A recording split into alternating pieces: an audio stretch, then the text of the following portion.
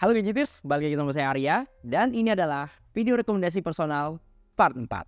Email pertama dari Rafli Ramadan. Halo, assalamualaikum warahmatullahi wabarakatuh. Waalaikumsalam warahmatullahi wabarakatuh. Terima kasih sudah membaca email saya. Perkenalkan, nama saya Rafli. Saya menggunakan HP Vivo Y17 sekitar 5 tahunan. Saya berkeinginan untuk ganti HP tersebut. 5 tahunan. Dari kemarin tuh orang-orang pada pakai HP lama-lama banget ya. 5 tahun, 6 tahun. Gokil sih. Kebutuhan HP-nya, kamera harus bagus, sering foto dan video sampai saat kumpul bareng teman atau saat sedang liburan. Terus jaringan 5G, HP keluaran 2024, terkadang digunakan untuk gaming, biasa diajak mabar main Mobile Legends dan PUBG Mobile. Budgetnya di 5-7 jutaan. Saya tertarik dengan Samsung A55, Vivo P30, dan Oppo F6. Kalau menurut abang ada yang lebih bagus dari 3 HP tersebut, bisa direkomendasikan, atau di antara 3 HP tersebut saya lebih baik ambil yang mana? Terima kasih banyak. Oke, sebenarnya dari 3 opsi tadi ya udah cukup menjawab ya sama kebutuhan yang Anda tanyain tadi dari poin 1 sampai 4. Cuma saya akan lebih prioritasin untuk kebutuhan Anda yang lebih spesifik ya. Apalagi kalau saya baca di poin 1 dan juga poin 4, Anda tuh sebenarnya lebih spesifik nyari kamera ketimbang performa. Saya akan ambil 2 yang terbaik ya, yaitu Samsung A55 dan Vivo V30. Kita Poco F6 nih, kita sisihin dulu aja nih ya kalau untuk kamera nih. Ini 2 HP pernah saya bahas juga di video YouTube ya. Waktu itu saya komparasi benar-benar spesifik di kameranya ya. Anda bisa nonton lagi kalau senggang. Dan itu kalau untuk kamera foto sebenarnya karakter warna dari kamera A55 dan Vivo P30 ini emang beda banget sih. Vivo P30 ini karakter warnanya tuh lebih kuning, lebih gonjreng gitu ya. Kalau A55 itu warnanya lebih ke biru-biruan, lebih adem dan lebih dekat ke warna-warna natural gitu. Cuma ada beberapa bagian dari Vivo V30 yang saya suka banget ya, terutama di bagian kamera depan. Kamera depan Vivo V30 ini emang cukup expert ya, karena dia tuh angle-nya lebih luas, jadi ya lebih enak lah kalau dipakai buat foto rame-rame atau sekedar flexing pemandangan pas liburan gitu. Jadi ya cocok nih buat ngejawab yang poin nomor 1 tadi untuk kamera depannya. Vivo V30 ini juga saya suka banget di Aura Light Portrait-nya ya. Sampai sekarang kayaknya belum ada yang nandingin ya HP-HP dari brand lain gitu. Aura Light Portrait ini bukan LED flash kayak di HP-HP pada umumnya ya. Ini ibaratnya kayak ring light yang emang ditanam di HP dan kita bisa atur intensitas cahayanya. Ini cakep banget sih. Cuma kalau ngomongin kamera video, ya jujur aja nih, bisa saya bilang Samsung A55 masih nggak ada obat ya. Ini performa kamera videonya masih lebih bagus. Mau ditanya apa ini? Stabilisasinya. Ini semua lensa, mau kamera depan, kamera belakang, stabilan dapat semua. Dia juga udah bisa rekam 4K 30 fps ya. Ya Vivo juga bisa sih, cuma memang lagi-lagi ada stabilisasi di Vivo P30 yang enggak sematang di Samsung A55. Terus kalau ngomongin soal mikrofon, ya Samsung A55 daya tangkap suara vokalnya itu lebih bulat ya dan lebih fokus di vokal manusia yang lagi ngerekam suaranya gitu. Oh ya, terus jangan lupain juga sertifikasi IP67 ya, tahan air di Samsung A55, yang mana HP ini tuh lebih containable lah di tempat-tempat yang basah-basahan atau lembab ya, atau mau dicelup di kolam renang juga bisa gitu ya. Jadi ya bisa lah ngasih angle yang berbeda untuk setiap kontennya. Nah, kenapa Poco F6 ini nggak dibahas kameranya secara spesifik? Sebenarnya ya kameranya nggak jelek, cuma ya memang cenderung lebih ke B aja. Karena sebenarnya Poco F6 ini investnya ya di harga segini emang jor-joran di bagian performa. Kameranya sih ya ada sedikit yang cukup bagus ya. Di kamera videonya tuh kamera belakang udah bisa ngerekam 4K 60 fps, yang mana ini nggak bisa dilakuin di Samsung A55 dan V30. Ya kalau ngomongin soal performa udahlah Samsung A55, Vivo V30 lewat aja, karena Poco F6 ini bener-bener monster di harga segini ya. Kapan lagi harga segini dia ngasih storage 512GB, ya performa nggak usah ditanya ya, Snapdragon 8 Gen 3 yang emang bisa ngelibas semua game dengan settingan rata kanai. Oke, lanjut ke email kedua dari Abi Kurniawan. Assalamualaikum Bang. Waalaikumsalam. Mau tanya apakah untuk Samsung seri S23 atau S23 FE ini rawan green screen? Green line maksudnya kali etam. Green screen lah yang kita buat konten YouTube ya. Green line ya maksudnya ya kali ya. Ada niatan mau beli itu kalau aman. Terus minta sarannya kalau selain HP tersebut untuk rekomendasi HP di kisaran harga 5,5 sampai 8 juta yang bagus apa ya? Catatan buat kamera dan game tipis-tipis macam Mobile Legends, dan yang paling penting speakernya stereo. Terima kasih Bang. Oke, kalau ngomongin soal green line, ngomongin green screen lagi salah. Kalau ngomongin green line itu memang lebih rawan ya di layar AMOLED gitu ketimbang layar IPS, dan memang sekarang HP-HP ya udah rata-rata pakai layar AMOLED gitu. Tapi kalau ngomongin soal green line ini ya ada beberapa penyebab ya. Bisa jadi karena cacat di batch produksi. Kalau ini kita di luar kontrol kita lah, kita nggak bisa ngapa-ngapain juga. Amit-amit kalau kena ya dan masih masa garansi, mending diklaim aja garansinya. Ya ini kalau klaim garansi udah pasti ganti panel layar baru lagi sih. Jadi nggak bisa pakai panel layar yang lama, itu harus ganti bener-bener baru gitu.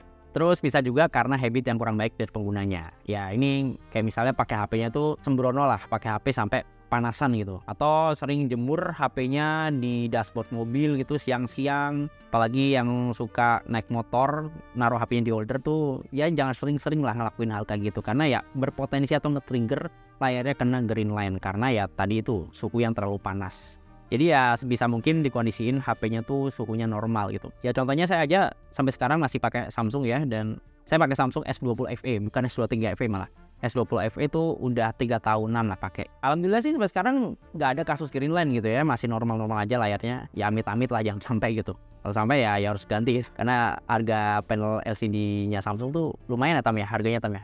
Kalau ganti tuh bisa kayak seharga HP-nya gitu atau setengah harga HP-nya gitu, kan lumayan banget. Itu pun harus di service center resmi. Kalau di service center yang abal-abal yang ada ntar dikasih panel yang kualitasnya kurang ya. Nah kalau untuk rentang budget 5,5 sampai 8 juta sebenarnya Samsung S23 FE ini udah masuk rekomendasi ya. Cuma ya kalau harganya segitu memang kita terbatas dapat yang varian storage paling kecil yaitu 128 GB. Buat pemakaian sekarang sih masih oke ya. Cuma kalau untuk pemakaian jangka panjang kayak 3 sampai 4 tahun ke depan, saya rasa 128 GB ini udah cukup kurang ya, dan ya minimal 256 GB lah. Tapi ya untuk sekarang sih 256 GB-nya S23 FE memang masih ada dan cukup stabil di harga 8 jutaan lebih gitu. Ya opsinya kalau pengen lebih murah dan harus Samsung, ada Samsung A55 sih. Itu tongkrongannya kurang lebih 11-12 lah sama Samsung S23 FE.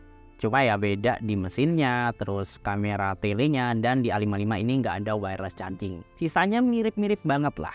Toh update software juga sama-sama panjang. Atau bisa juga Xiaomi 13T nih kalau pengen dapetin performa yang lebih garang dan kameranya juga lebih mantap ya, karena di sini udah co-engineer by Leica gitu. Toh udah sama-sama speaker stereo dan udah sama-sama punya sertifikasi tahan air IP67 dan IP68 yang harusnya udah cukup aman andai kejebur kolam renang atau nggak sengaja kesiram air. Email yang ketiga dari Bakul ST. Halo Bang, perkenalkan saya Vanda. Saya pakai HP Realme 5 Pro dan Redmi Note 10 Pro. Sekarang ini saya bingung mau beli HP harga 4 jutaan. Mending mana Bang? Poco X6 Pro, iQOO Z9, iQOO Z7, Infinix GT20 Pro, Samsung A54, atau Redmi Note 13 Pro 5G. Kebutuhan saya awet dan dipakai harian. Awet baterainya kali ya. Dan bikin video YouTube karena saya punya channel YouTube Vanda Official Channel yang baru mau saya seriusin. Wis, congrats bro, lanjutin kontennya. Oke, pertanyaan yang cukup bagus ya, dan sebenarnya sih udah dijawab ya di email tadi. Dari 6 opsi HP tadi tuh udah kejawab salah satunya. Tapi dari 6 HP ini saya akan ngacu sama kebutuhan Anda yang lebih spesifik buat konten YouTube. Kalau untuk kebutuhannya itu, saya akan taruh Samsung A54 ini di posisi yang paling atas dibandingin 5 HP lainnya. Kenapa begitu? Karena 5 HP lain ini sebenarnya lebih fokus ke performa ketimbang kamera. Ya dipakai konten sih sebenarnya nggak jelek ya, oke-oke aja. Cuma memang butuh peripheral tambahan buat dapetin hasil yang lebih maksimal. Kayak harus pasang gimbal atau stabilizer buat dapetin hasil foto atau video yang lebih stabil, atau pasang mic eksternal ya buat nangkap suara kita jadi lebih fokus ya, lebih vokal ya, dan ngurangin noise di sekitar. Nah di Samsung A54 ini untuk dapetin 2 kebutuhan tadi itu hampir nggak butuh alat tambahan lah. Udah ada fitur bawaannya sendiri ya, kayak stabilisasinya itu jelas lebih dapet ya. Dipakai jalan itu goyang-goyangnya hampir nggak berasa. Terus mic internalnya juga udah bagus banget. Even kita pakai di pinggir jalan atau di tempat keramaian, suara vokal kita tuh masih bulat banget dan masih bisa ditangkap dengan sangat baik. Dari tadi jawabannya HP Samsung mulu Bang. Oke, kalau Anda kurang serak nih sama HP Samsung, mungkin karena isu green line, terus gak ada charger, atau ngecasnya tuh lelet gitu dibandingin charger brand HP lainnya, saya bakal taruh Poco X6 Pro ini di opsi kedua. Kenapa? Karena nih HP tuh punya mesin yang garang banget. Dimensity 8300 Ultra, yang mana mesin yang garang dan ngegas ini lumayan bisa ngedongkrak performa kameranya tipis-tipis. Sempat saya coba juga ya kamera foto dan kamera videonya, rata-rata punya warna yang lumayan gonjreng gitu ketimbang HP-HP Poco yang lain. Bahkan dibandingin sama seri F pun saya masih megang Poco seri X ini. Dan untuk merekaman video nggak usah ditanya ya, untuk kamera belakang dia udah bisa 4K 30 fps dan hasilnya juga udah cukup stabil dipakai sambil jalan. Coba kalau kamera depan sih ya masih seadanya ya. Yang penting bisa ngerekam 60 fps sih udah oke banget. Oke lanjut, kita masuk ke email yang keempat dari Muhammad Ikhwan. Saya Iwan, Bang bantu solve kepusingan aneh buat milih smartphone. Kebutuhan untuk gaming, Mobile Legends ya spesifik. Kameranya bagus, speaker stereo, baterai awet, tangkapan jaringan yang bagus. Soalnya sekarang pakai Samsung tangkapan jaringan yang payah. Terus buat jangka panjang 5 tahun ke depan. Budget 0 sampai 12 juta. Nominasinya ada iQOO 12, iPhone 13 karena suka sama desainnya, terus ada Zenfone 11 Ultra, ROG Phone 8. Kalau masih ada saran lain silakan Bang. Sekian Bang, terima kasih. Ya, budget mentok sampai belasan juta gini sih sebenarnya enak ya. Kita bisa nyari HP-HP yang udah cukup mateng lah. Tapi ya lagi-lagi saya agak bingung ya, karena kebutuhan yang tadi ditulis tuh sebenarnya masih kurang spesifik gitu. Ya sebenarnya kalau pengen spesifik ke gaming, ada opsi iQOO 12 sama ROG Phone 8 ya. Itu udah proper banget lah mesin yang dipakai, sama-sama pakai 8 Gen 3. Terus ya cukup dapat privilege ya dengan cooling system yang lebih oke untuk main game lamaan gitu. Cuma kalau untuk kamera nih iQOO 12 memang lebih pro ya, karena dia tuh udah punya kamera tele dan bahkan udah dapat periscope ya. 3 kali zoom ya Tam ya. Ya 3 kali zoom, jadi ya sebenarnya gak cuma gaming doang yang diseriusin, untuk kameranya juga spesifik lumayan oke lah untuk ukuran HP-HP dengan embel-embel gaming. Kalau ROG Phone 8 ini lebih menang di ekosistem gamingnya ya, yang mana dia support aksesoris gaming yang lebih banyak gitu. Cuma kalau untuk ngomongin jangka panjang ya, spesifik untuk jaminan update software, HP-HP Asus ya, mau Zenfone mau ROG, dua-duanya ini cuma dapat update major Android itu 2 kali doang, dan 4 tahun security patch. Nah kalau di iQOO ini tuh dia dapat 3 kali major update Android, dan startingnya sama-sama dari Android 14, dan dia seenggaknya masih bisa dapat sampai Android 17 nih pas rilis nanti gitu. Tapi kalau ngomongin soal jangka panjang di sisi lainnya, kayak misalnya performa baterai ya, ini menarik nih karena iQOO 12 kalau saya lihat ya, dia dijanjiin sama Vivo, dijanjiin sama iQOO ya, karena masih satu keluarga besar, itu performa baterainya masih di atas atau masih sama dengan 80% setelah siklus charging itu di atas 1600 kali. Kalau siklus charging 1600 kali ini kita terapin untuk kehidupan sehari-hari ya, kehidupan yang normal, itu sekitar pemakaian kurang lebih sekitar 4 tahunan lah. Ini jaminan yang menurut saya sih sangat-sangat menarik ya, terutama untuk HP-HP iQOO dan juga Vivo, yang mana sampai detik ini mereka yang berani ngeklaim sih untuk jaminan baterainya. Nah, HP yang sebenarnya sih paling update software itu ya iPhone. Cuma opsi yang ditulis di sini sayangnya bukan iPhone terbaru ya, iPhone 13. Jadi kalau dari saya, yang paling masuk kebutuhan Anda tadi ya sebenarnya iQOO 12 ya. Bukan menjawab semua kebutuhan, tapi seenggaknya paling mendekati lah. Email kelima sekaligus yang terakhir ya, ini dari Mikey Rizaldi. Assalamualaikum Bang. Waalaikumsalam. Saya Mikey, saya di sini pengen minta rekomendasi HP dari Abang Gadget Gaul. Kebutuhan saya sih ini.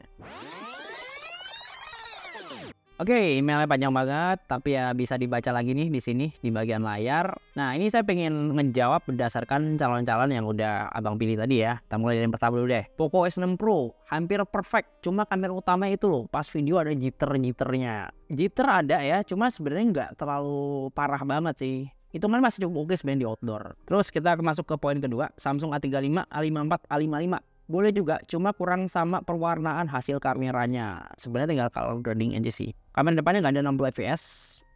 Ada loh kamera depan 60 fps bisa. Bahkan 4K juga bisa ya. Tapi kalau Samsung ini relatif lebih lengkap, bahkan untuk kamera depannya. Kalau ngomongin HP Samsung, itu nggak ngejawab di bagian ini tadi. Nah ini bagian poin nomor 5 nih.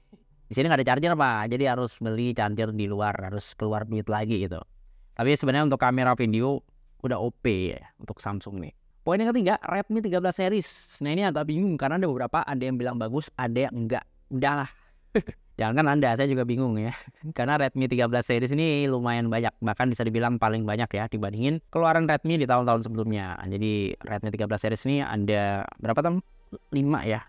5 member ya. Redmi Note 13 biasa ya, Redmi Note 13, Redmi Note 13 5G, Redmi Note 13 Pro, 13 Pro 5G, 13 Pro plus 5G. Banyak banget. Dan ini harganya tuh saling mepet-mempetan gitu. Memang semuanya mau dihajar sama Xiaomi. Ya itu tadi, kalau dari 5 ya, kalau boleh milih salah satu sebenarnya ya yang paling sweet spot itu di Redmi Note 13 Pro 5G. Alias harganya nggak semahal Redmi Note 13 Pro Plus, tapi sebenarnya udah ngejawab beberapa kebutuhan yang Anda tanyain tadi gitu. Cuma ya kalau untuk kamera depan bisa 4K ya harus kompromi ya. Di Xiaomi ini cuma mentok di Full HD 60fps saja untuk kamera depannya. Nah, yang keempat Vivo series, tapi belum tahu tipe yang cakep apa. V29 lumayan juga, tapi V30 nggak deh, kemahalan. Oke, V30 kita skip ya, karena dibilang kemahalan. Downgrade ke V29 yang sebenarnya masih oke banget dipakai untuk kebutuhan sekarang, dan harganya juga udah turun karena versi terbaru kan udah nongol gitu ya. Dan V29 ini hampir semuanya terjawab ya sebenarnya. Kamera depan belakang juga sama-sama oke, ada OIS-nya, terus kebutuhan video sinematik, video estetik juga ada ke mode kamera bawaan ya. Yang mana di Samsung itu meskipun performa kamera videonya oke, cuman dia masih agak kurang lah untuk fitur-fitur tambahan untuk menunjang dipakai buat konten gitu ya. Saya ngomong untuk aplikasi bawaannya ya. Ini bukan aplikasi pegang tinggal, jadi yang udah include di software kamera bawaannya. Untuk memori itu juga masuk ya, 18 sampai 512 ya, dapatlah nih 256 giganya. Terus layarnya sih pengennya yang bagus, tapi kalau bisa jangan ada yang melengkung karena kurang suka di perawatannya. Nah, kalau ini sih Vivo V series kan jawab ya. Karena V29 kan layarnya melengkung dan memang buat beli temper case-nya emang agak PR, Pak. Dan poin terakhir, bisa dibawa servis resmi dengan lokasi terdekat di daerah saya. By the way, saya tinggalnya di Sumatera Barat. Nah, menarik nih. Kalau main service center ya, ini kayak udah cukup banyak terkenal ya Vivo dengan service center yang cukup bagus ya, dan tersebar di hampir beberapa wilayah Indonesia ya. Dan kalau tadi saya searching juga ya, Vivo service center yang resmi ini di Sumatera Barat ya spesifik, itu saya lihat ada 5 titik ya. Itu udah mencakup 2 kota dan 3 kabupaten ya. Untuk ukuran tempat di luar Pulau Jawa itu sih udah cukup banyak ya hitungannya untuk service center resmi Bunco Vivo. Ya sebenarnya dari 4 opsi tadi yang paling masuk sih sebenarnya Vivo V29 ya. Hampir semua kebutuhan tadi terjawab kecuali di bagian layar yang melengkung. Nah, kalau Anda bisa memkompromikan hal tersebut ya V29 udah masuk sih. Oke, terima kasih udah nonton video ini sampai selesai. Dan kalau pengen ikutan, kirim aja pertanyaannya ke email yang ada di kolom deskripsi di bawah. Ceritain aja tuh kebutuhan, keinginan, budget, atau catatan-catatan khusus ya tentang pengalaman yang kurang enak atau pengalaman yang oke dari sebuah smartphone. Ya ceritain aja lah secara lebih spesifik. Karena ya makin spesifik, insya Allah bisa saya jawab lebih personal lagi. Ya, di sini dengan saya Arya, dan di belakang kamera ada Tama. Sampai ketemu di video berikutnya.